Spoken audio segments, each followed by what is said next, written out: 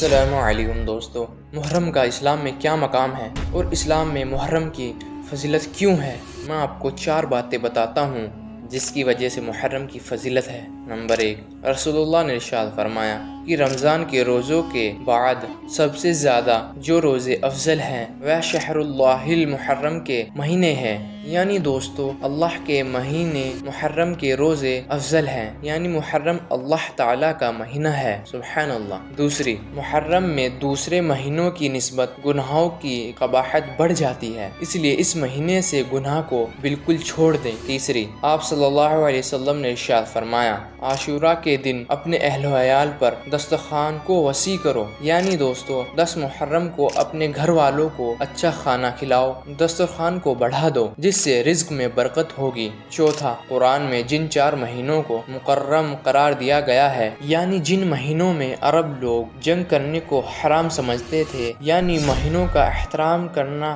ضروری سمجھتے تھے، ان 4 مہینوں میں ایک مہینہ محرم کا بھی ہے، سبحان اللہ۔ اسلام میں اس لیے محرم کی فضیلت ہے۔ ویڈیو کو لائک اور چینل کو سبسکرائب ضرور کریں۔ جزاک اللہ۔